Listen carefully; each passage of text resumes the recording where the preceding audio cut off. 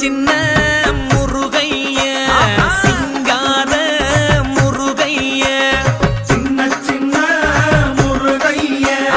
சிங்கார முருகைய கொஞ்சி கொஞ்சி தமிழ் பேசும் செந்தில் வடிவேலனவ கொஞ்சி கொஞ்சி தமிழ் பேசும் செந்தில் வடிவேலனவ சின்ன சின்ன முருகைய